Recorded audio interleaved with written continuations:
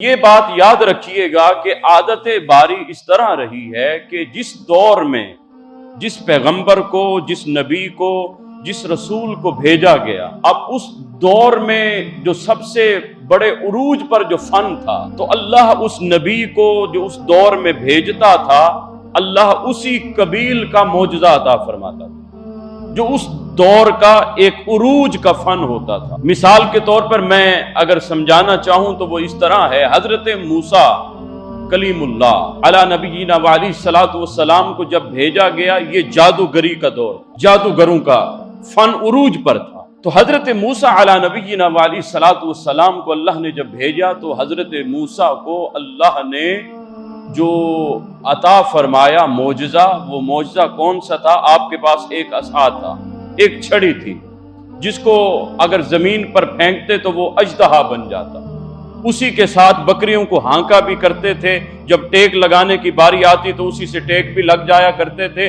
رات کو وہ عصا جو ہے وہ روشنی کے کام بھی آتا تھا۔ اب جادوگری کا دور تھا، تو جب حضرت موسیٰ کا فرعون کے آمنے سامنے جب مقابلہ ہوا اور فرعون اپنے سارے جادوگروں کو اس نے اکٹھا کیا، تو انہوں نے جب رسیاں ڈالی تو وہ مختلف سانپوں کی صورت اختیار کر گئی۔ تو اللہ نے فرمایا اے موسیٰ آپ اپنا عصا ڈال دیجئے۔ تو حضرت موسیٰ نے جب عصا ڈالا تو وہ عصا جو ہے وہ اژدہا بن گیا، وہ لکڑی جو تھی وہ اژدہا بن گئی، اور اس نے آن ہی آن میں وہ سارے سانپوں کو اس نے نگل لیا۔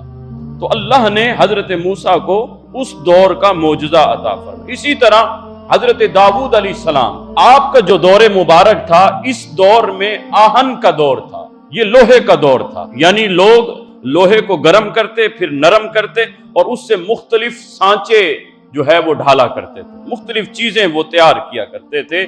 قربان جائیے حضرت داؤد کو جب اللہ نے بھیجا تو معجزہ یہ عطا فرمایا، حضرت داؤد لوہے پر ہاتھ رکھتے تو وہ نرم ہو جایا کرتا، اس کو گرم کرنے کی ضرورت نہیں پڑتی تھی، بلکہ حضرت داؤد کے ہاتھ میں لوہا نرم ہو جاتا، آپ جس طرح چاہتے اس کو ڈھال دیا کرتے۔ نبی کو معجزہ اللہ نے اس قبیل کا عطا فرمایا۔ اسی طرح حضرت عیسیٰ علی نبینا وعلیہ الصلوۃ والسلام کو دور مبارک جب شروع ہوتا ہے، یہ دور طب یونانی کے عروج کا دور تھا۔ اس دور میں حکیم افلاطون، حکیم جالینوس، حکیم بکرات، سقراط، یہ سارے بڑے بڑے حکماء، اطباء بڑے مشہور تھے۔ اب انہوں نے ہر ایک بیماری کا علاج انہوں نے تلاش کیا ہوا تھا، سوائے 3 بیماریوں کے۔ ایک یہ کہ وہ مادرزاد اندھے کو وہ شفا نہیں دے سکتے تھے، اس کو بینا نہیں کر سکتے تھے۔ دوسرا وہ کوڑی کے مریض کو جو ہے وہ شفا یاب نہیں کر سکتے تھے۔ تیسرا ان کے پاس موت کا علاج نہیں تھا۔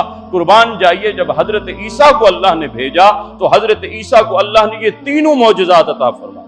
حضرت عیسیٰ جو ہے مادرزاد اندھے پر آپ ہاتھ مبارک رکھتے، وہ اللہ کے حکم سے بینا ہو جایا کرتا، اس کی آنکھوں میں نور آ جایا کرتا تھا۔ اسی طرح حضرت عیسیٰ جو ہے وہ کوڑی کے مریض کو دم کرتے اللہ شفا دے دیتا تھا، مردے کو ٹھوکر مارتے قم بإذن اللہ کہتے تو اللہ کے حکم سے وہ کھڑا ہو جائے۔ تو اللہ عز و جل نے حضرت عیسیٰ کے دور میں جس چیز کا بانک پن تھا، جس چیز کا عروج تھا، تو اللہ نے حضرت عیسیٰ کو معجزہ بھی اسی قبیل کا عطا فرمایا۔